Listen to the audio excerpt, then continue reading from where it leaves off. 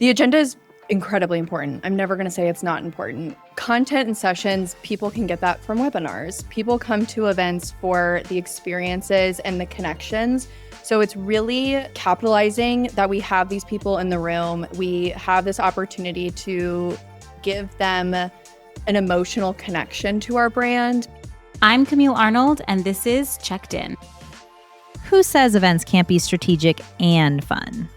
This episode's all about designing events that make an impact on your audience and on your bottom line. Joining me are two powerhouse marketers who do this every day. Gracie Bulleit from Pendo and Laura Lilley from Hootsuite. They're sharing the tactics, lessons, and mindset shifts that help them create events people remember and businesses value. Let's get checked in. Today, I'm joined by two absolute legends, two people I deeply respect and admire, Gracie Bulleit and Laura Lilley. Gracie is with Pendo, Laura is with Hootsuite. And today we're going to be digging into how to balance brand vibes with bottom lines. How do we drive ROI without forgetting that at the end of the day, we need to create human-centered events that resonate with our target audience. I think it's always helpful to get an understanding of kind of the full event landscape and strategy for a business. So Laura, why don't we start with you, and then Gracie will kick it over to you. But I'd love for each of you to provide an overview of your role, of course, the kinds of events you're responsible for, and then anything you can share about how your organization leverages events to fuel growth. Awesome. Well, thanks, Camille. Thanks for having me. Excited to be here. So I'm Laura, and I lead our global events for Hootsuite. We're a social media management software company, as well as socially listening and insights. I've been with Hootsuite for now almost 7 years, coming up this fall. So I've seen lots of reiterations of our event strategy program. I've seen everything. We used to do the larger kind of conference style things, but right now we are taking a really targeted approach. So this is a lot of sponsored events we're doing, third-party trade shows, along with customer dinners, prospect dinners, workshops. Maybe our programs are kind of under 100 people. We have an ICP that I'm really focused on making sure those people are in the room. And rather than doing like the super large conferences, which I know Gracie's going to be our expert on that here today, we're now taking a more targeted approach, and that really changed post-pandemic. That's when we kind of made that shift. But we're finding it to be the right approach for us right now, and excited about the brand vibes. I know we'll get into it later, but we really lead with experiential first. That's what we always really pushed ourselves to go with, and just to make everything more exciting. Thanks for that overview, Laura. And I'm really excited to be able to pick your brain a little bit today. Gracie, would love to hear from you. What are you up to at Pendo? Yeah, so my name's Gracie. I've been at Pendo. I just hit my 6-year mark, so it's been a while. During those times, I've done all kinds of different events. I started with like the trade shows, the third-party sponsorships. I've dipped into our field events, which is those like smaller, bespoke, experiential dinners and all kinds of fun activations, and kind of found my sweet spot with our annual user conference called Pandemonium. It's a large-scale corporate event, about 1,200-ish attendees. And like Laura said, Pendo also really prides itself on having a very cool brand and a cool identity. And so my main job across Pandemonium is to bring that brand to life and make it real and try to make it as unconferencey as humanly possible. Let's just start by addressing the elephant in the room. What are we talking about when we say brand vibes? What does that actually mean in B2B events, and why should we care about it? Gracie, do you want to maybe just continue on what you were kind of hitting on and tell us maybe some examples? Maybe it's Pandemonium, maybe it's other event programs that you worked on, but would love to hear about how you approach really nailing that brand vibe at the events that you're producing. Yeah, I think it comes from a lot of like just fully understanding your brand as a whole. It goes across outside of events. It's knowing how we're showing up in webinars, how our website's showing up, how we're showing up against competitors. It really flows into every single detail. And you need to understand like our design aesthetic and everything, and making sure that these moments, like these event moments, are so few and far in between that when they come into a Pendo event, it feels like a Pendo event. You feel like you're stepping into Pendo in real life. we're really lucky where our brand is very unique. Like pink is our color. All of our graphics are very cool and colorful and bright and fun. So it really created a very easy environment for us to lean in and make the conference feel fun. And that really started with us. It was post-pandemic-ish. It was 2021, so we were still in it, but not really in it. But events started slowly coming back. And previously, Pandemonium was kind of a cookie cutter type conference. We had it at a convention center. It was pop-up booths, the whole 9 yards. And COVID forced us to look at it differently. Our CEO really wanted us to carry on and have an event, and we had to think about how to do that very safely. It led us to have it at an outdoor amphitheater to keep social distancing and open air spaces. And when we did that for the first time, it was a huge gamble, and it just made a lot of sense. The attendees really loved it, and they really resonated. They were like, this doesn't feel like a conference. This feels like something fun and something that I naturally want to participate in. We had like a merch section because it was in this like concert venue. So it felt like you were at this like Bonnaroo, Coachella type vibe. We just capitalized it and moved the next year to Martin Marietta, which is an indoor-outdoor venue, and we've just been growing it ever since. I love that. I have more questions that I'll want to dig into with you, but I want to hear from Laura. Brand vibes. What does that mean to you? You said that you are really focused on leading with an experiential first approach. I'm just curious, like, if you could unpack that a little bit for us and tell us like what that means exactly. My favorite thing about brand vibes is it's that like intangible feeling that you're trying to create. So it's not something, you can actually feel.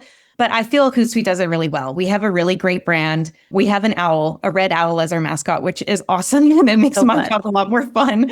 But there was a time when I first started, I remember we were going through this like identity crisis of we need to be super corporate. And it was like black and white owl and very boring.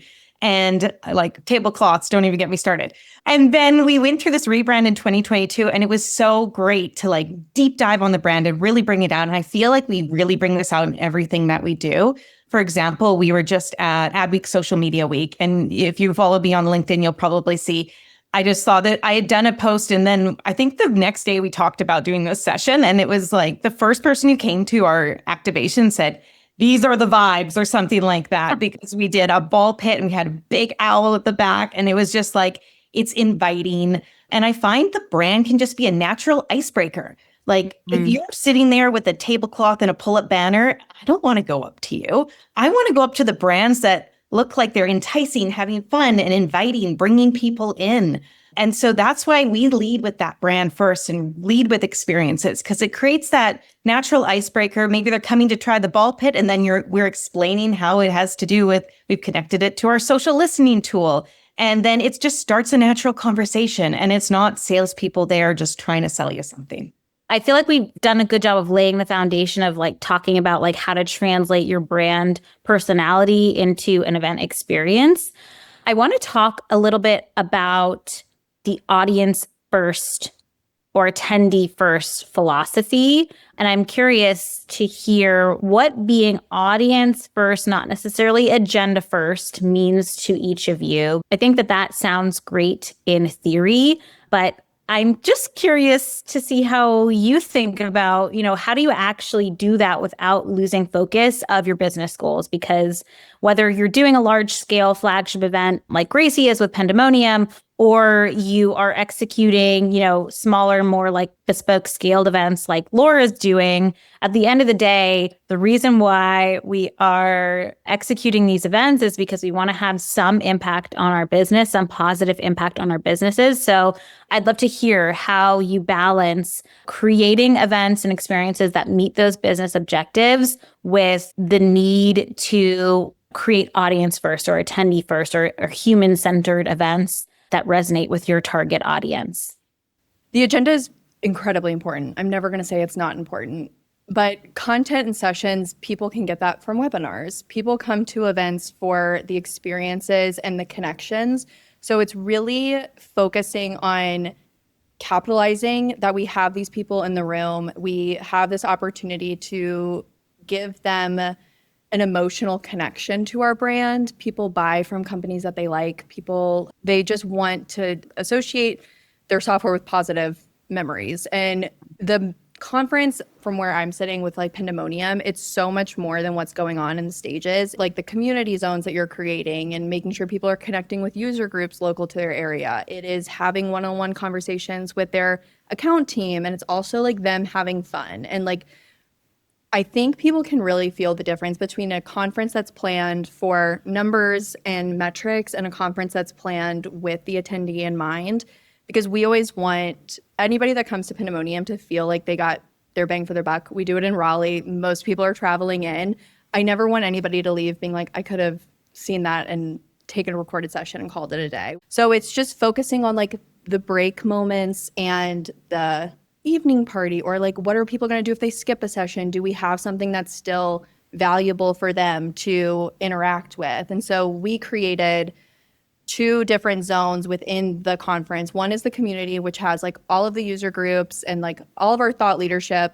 And then we also created Hall of Pank, which it goes into my answer for the question that you had earlier of like how we did it for cheap. Just a zone that is built for people to unplug and they can network casually if they want, but it's like giant coloring walls, friendship bracelet stations. Like we have a festival outfitter so they can get ready for the party with like wigs and glow sticks. And there's not a lead scanner in sight. It's truly just a place where you can go and feel like the Pendo company culture. We brought it to you and you to feel included with it. And so it really is just, agenda is incredibly important. Content is really important, but it's not the main thing. There's 2 big pillars. It's what are they learning, but what are they also experiencing? Yeah.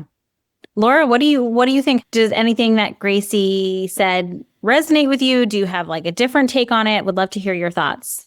Yeah, it really resonates with me. I think this should not be an afterthought to your strategy. You should be having this up front.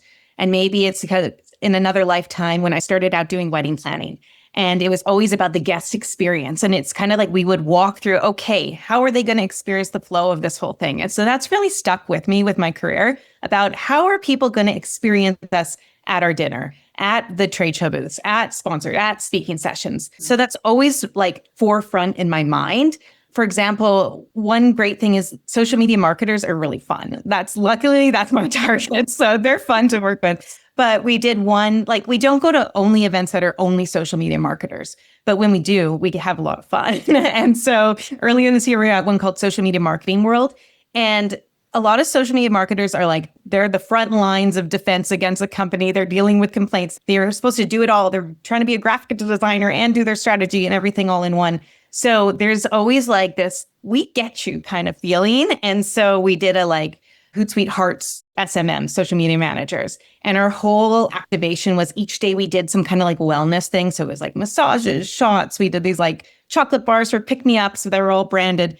But it's really like just giving back to them, having that experience. And it's more like resonating with them on a human level. You have your hard job and we want to give back to you. And that whole activation was just more human-centered. And I think it was much more successful for that reason. I love to hear that. So speaking of success, can we just zero in on how are you measuring success? What matters to you? What are the metrics or the KPIs that you're kind of paying close attention to? Also, does that differ from what you're kind of reporting on to leadership or other stakeholders internally? I'm curious, like just what your kind of ROI and reporting, measurement of success philosophy, what that looks like. So I would say it's like communicating that journey, because especially in software sales, if anyone's in it, it doesn't close within a week, doesn't close within a month. It could be a journey. So it's really emphasizing that, okay, we went to this event. Honestly, I don't care about the number of leads. We actually have stopped scanning people. If they're scanning just for the prize or something, I don't even upload them. It's all about quality over quantity. So I don't even report that to leadership anymore that we had this many leads from the event. It's more, okay, post-event, how much pipeline is opening? And let's watch that and see like how many opportunities came from that. And then as that goes, obviously, to how much annual recurring revenue. But sometimes that's 6, 9 months, 1 year post-event that you really can see the full snapshot of the event. So it's making sure you're telling leadership, like, here's the journey of each event and kind of highlighting those main ROI points. I commend you for boldly saying, I'm not going to count certain leads, especially the people that are like the swag farmers or collectors. It can be easy to kind of get caught up in like chasing after numbers that look really like shiny or look really good. But I think digging into the value, like what do those numbers actually mean? Like, okay, we got 1,000 leads, but like how many are actually going to be viable to be passed along to sales, for example? I'd love to hear your thoughts on that. Gracie, what about you? Like for Pandemonium or even other events that you've run, like what are the metrics that you care most about? Yeah, so for Pandemonium, it's obviously our biggest marketing investment that we do across the company. So there's very strong goals associated with it. It's like the new business, closed business. With the world I live in, with like experiential and all of the fun stuff, I'm more focused on NPS score. So when we send out that feedback, I'm stalking it down to the minute. I'm reading every single reply. I'm pulling quotes that I like, deleting ones I don't. I'm just kidding, I don't, but I ignore them. There are some that tell a story. So with Cvent, we've built out our gamification program within the event, and we've made the entire conference a game. So if you speak to sponsors, you get X amount of points. If you go to our product zone, each little station is certain points, and they're all over the event. And when they collect points and they get to redeem them for all this cool swag that we have, we've fully built that program out. So we also track that. We're tracking if we're launching, like last year, I think we launched like the AI tool. We wanted X amount of people to stop by that booth. We drove it with gamification. That ties into experiential. It really depends on who's asking for the data and like what story you want to tell. Because with large scale corporate events, there's so much data. I know where every attendee went and I know exactly what they did. So depends who I'm talking to, but there's always good information to pull. I think that's a really good point that I want to stress, is to be mindful of not just your audience for your events, but like your internal stakeholders. Who are you actually reporting to? Because as you said, Gracie, it might depend like what they care about. And then like, what's the story that you want to tell? And then you'll look at your event data, your performance data, and then, see what is going to help you tell that story. Let's maybe talk a little bit more about like ROI, maybe just like a success story that you feel comfortable sharing. What you did on the experiential front, you saw a direct correlation to the metrics that matter most to you, whether Gracie, it was NPS, or Laura, like pipeline or, opportunities. Laura, maybe I'll start with you if you have one that's top of mind, and Gracie, then we'll kick it over to you. I was mentioning earlier how we did a ball pit activation at Adweek Social Media Week. It's fresh in my mind because I'm currently in Salesforce, in Tableau, digging through the pipeline and everything. But it was great because we were talking about our social listening, which we acquired a company, Talkwalker, last year. So it's really an integrated product. So it's kind of the main talking point for us at everything we're doing this year. And so we related the different ombre colors of balls to the sentiment. So we called it like the sentiment dive, and like the deeper is more negative or more positive, the lighter. So we had a fun game for people to play, and it was so fun. It brought in everybody at the conference. And this is a conference that it's for social media marketers. All of our competitors are there. We're all vying for the same people. So I felt like we really brought the energy, and it was fun. And we had lineups. We had tons of people creating content. We worked with an influencer. We did extra content there too. But it started conversations. We had people packed, like we had salespeople chatting so much. And it just naturally, it's that icebreaker. Like I was saying, 1 week post-event, I had seen like the best post-event pipeline we've done in a long time. Another thing that I've been pushing, which has really changed this year, is like booking those meetings rather than just scanning that lead. We are now just pulling up our calendars and saying, let's book that meeting with you. And then those leads don't go cold. And I feel like we had like 13 open opportunities or something like that right now from the event. That's a great number. I'm happy even smaller than that too. So we had music playing. It was just, we created that brand vibe. We sucked them in. We drew them in naturally. And then, our people really embody that as well too. So I think that helps. I love that.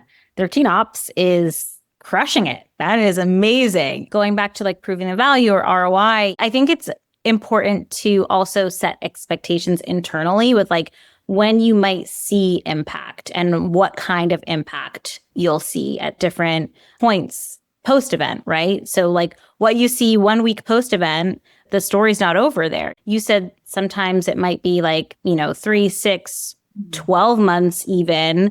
I'm just curious if you could also shed maybe a little light on like how frequently you are going back to look at event performance and then like report on that and say like, hey, like we did this event last quarter and now we're seeing the closed one revenue from it. Any tips you want to share with like how to think about your reporting cadence would be really helpful. Yeah. Well, I'm in there like immediately once everything gets uploaded, making sure, sales are picking up their leads and everything like that and following up. So right away, I'm really intense.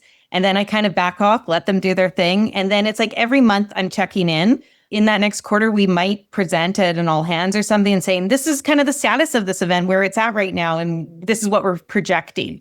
But then, of course, as soon as we have closed ones, we do like weekly company calls where it's like a quick 15-minute call. So I'll jump on there with a salesperson and be like, we won this deal and we closed it from this event. And then that really helps also train the salespeople to be like, when I go there, that could be me kind of thing. I'm in there all the time. And then it's just reporting that journey, like I was saying before, like we have 13 ops right now that are open. Do I think we're going to close all 13? I wish, but being realistically, probably not. So telling that journey, like we need those 13 ops to get to the 5 closer. I love that. All right, Gracie, would love to hear from your perspective, any concrete success story or win you can share with us. And we also have some questions coming in from our attendees that I think you can answer. I'll let you share your example first, and then we'll maybe get to some of these questions. So the first thing that comes to mind when it's like, what is like a tangible ROI thing? Because it's like Laura said, like so much of that is literally just like, you could feel it in the room. There's a lot of smiles, but we introduced gamification, but that was married directly to like a very enhanced swag merch program. And we decided, like I said, to like assign points all across the venue and all across the event as a whole, and they would come redeem it. And we saw a huge increase in just the traffic flow, like sponsors. It was crazy. Like it was up, like I think their scans were up like 50%. And then even in our product zone, there was booths that had like 41% more traffic than it did the year before. And the only thing we did different was incentivize it. And I think most conferences nowadays are gamified, but again, it's like tying that into when you're planning it, or like, okay, are we just giving them a spot on a leaderboard? Like, how are we making this more fun and feel like a little bit different and a little more thought out? And that tied directly into like this entire merch store with like hoodies and sweatpants and dog toys and hats and shirts and all kinds of things. And just really like making sure that when you're planning it in a way that's like, is this interesting? Like, is this fun? Or am I just doing this to like say that I did it? Like, yeah, we have gamification. Like, how can you make it feel bigger and better and just grow on it every year? And so every single year, the budget goes up because we have these tangible numbers to be like, look, this works if we invest in experience as well. I love that. I feel like we just answered a couple of questions. One was, what is your favorite gamification that your team implemented? This is a different question for you, Gracie. What are your best suggestions for increasing NPS responses outside of gamification?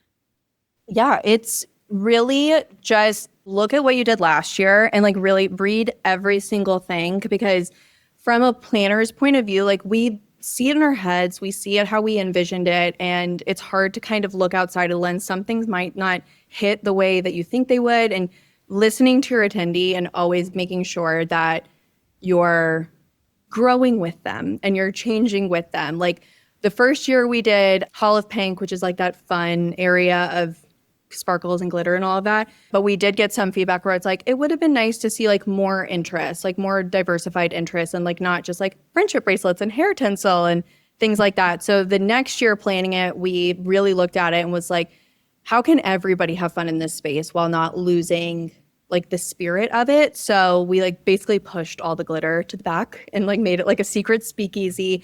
And we made all the activations that are in this hall area just a little more broad. So we brought in the coloring wall, we brought in like a customize your tote patch station and write postcards home. And It's just really being able to be flexible because I know better than anyone. I'm very protective of the ideas that I have. And like, I never want to change anything because I love it so much. It only gets better if you just remember and listen and take their feedback, and like, they want to have a good time.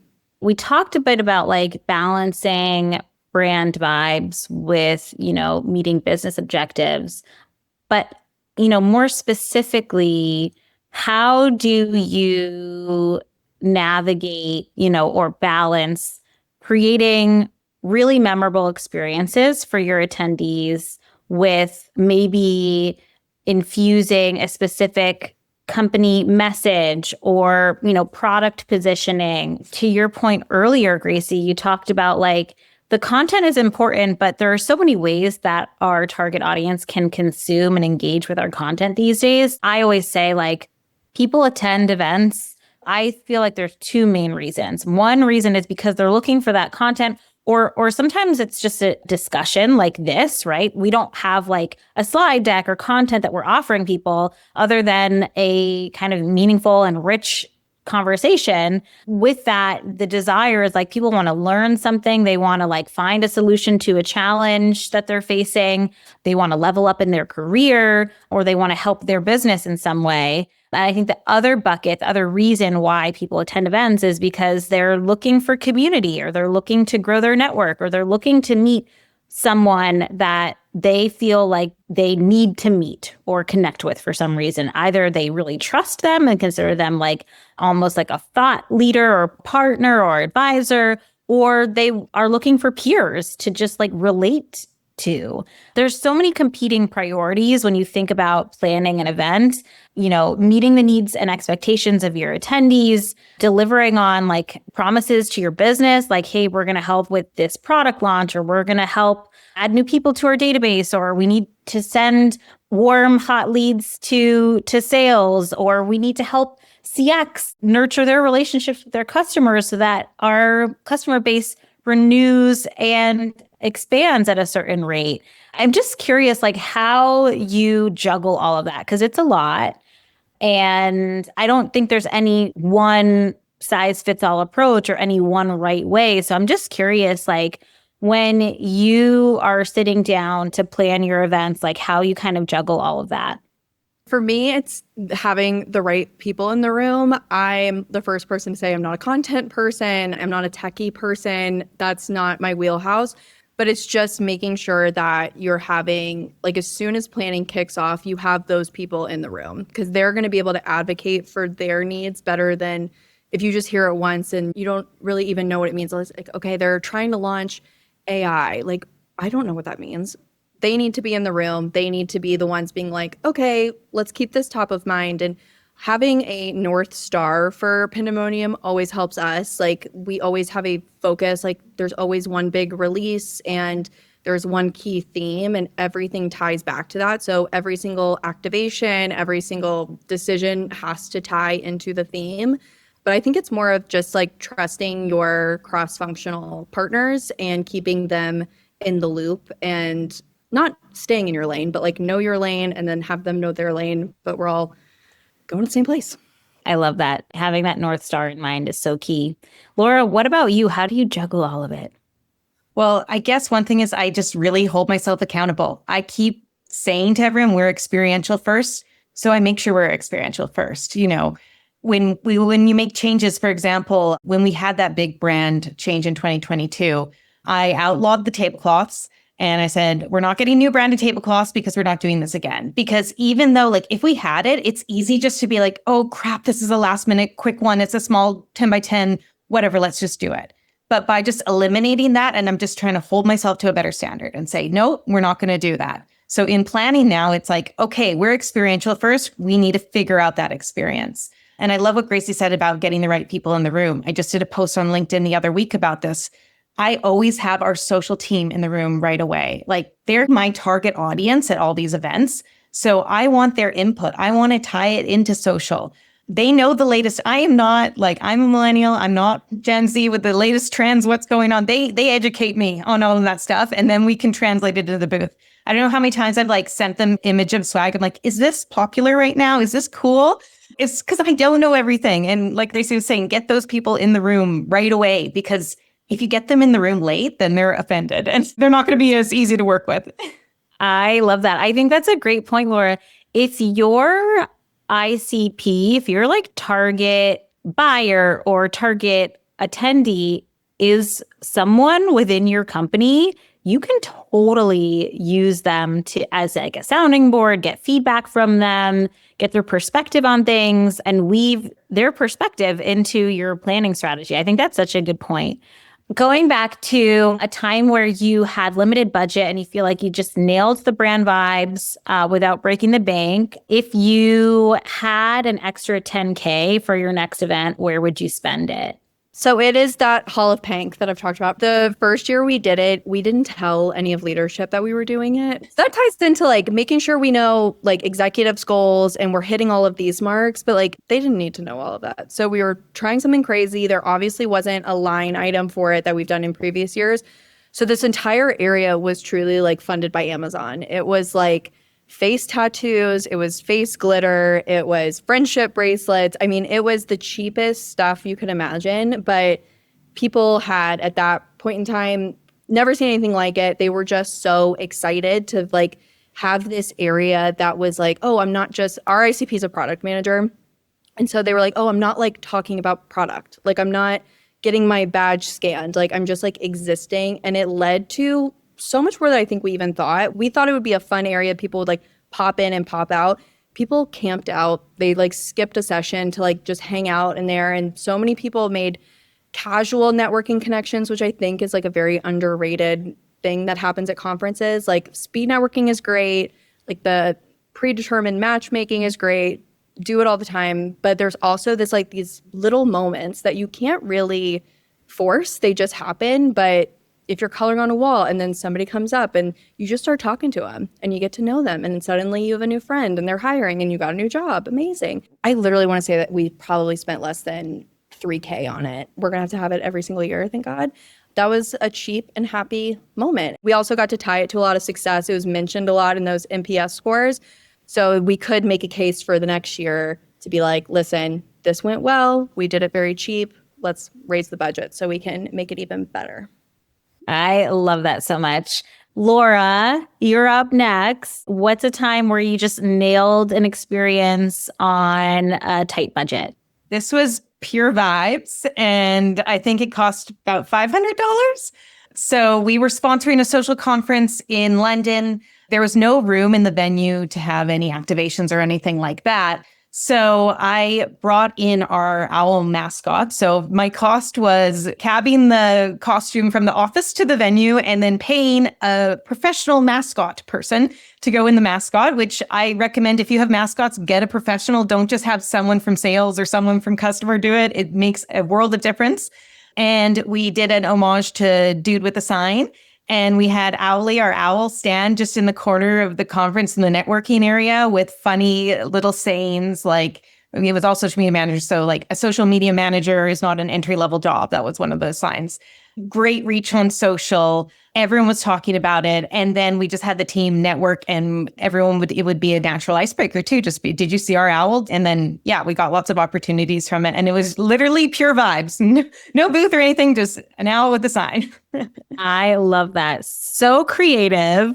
We're going to do rapid fire. So if you had an extra 10K for your next event, how would you spend it? Gracie, what you thinking? Putting you on the spot. I know. Selfishly, I'd put it into the evening party. There's never enough stilt walkers and I always want more. But probably I'd throw it into merch and swag. I love it. Laura, what about you? Where would you spend that extra 10K? Or the experience, if it's merch and swag, something like that. I feel like if you create an experience that is positive, that's worth so much that people have positive association with your brand. So into the experience for sure.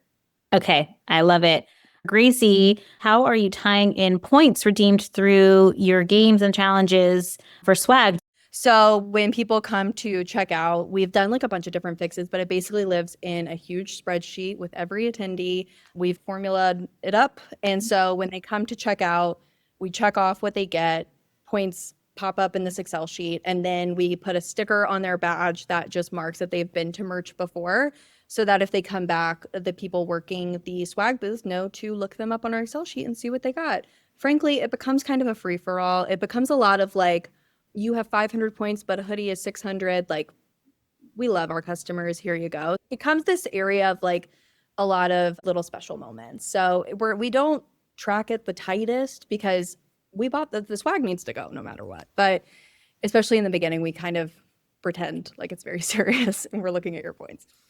Okay, last question. How do you get your less tech-friendly attendees to buy into gamification? I mean, I'm lucky because we work in tech. They know what's going on. There's no extra steps on the attendee side. They already have their badge. They're already getting their badge scanned, and we just tie it in on the back end. So even if they're not participating in the game intentionally, they're still getting points. And having it live within the event app is super helpful and super easy because it's all just kind of in one place. But I've never really had people being like, how do I do this? It's all kind of there. And if they get confused, they just, they come up to the merge area and they're like, how many points do I have? And we show them and they get it. It's pretty easy. If you had to give a piece of advice to everyone in the audience as they're thinking about how to balance brand vibes and bottom lines, word of advice for our folks in the audience. Laura, I'm going to pick on you first.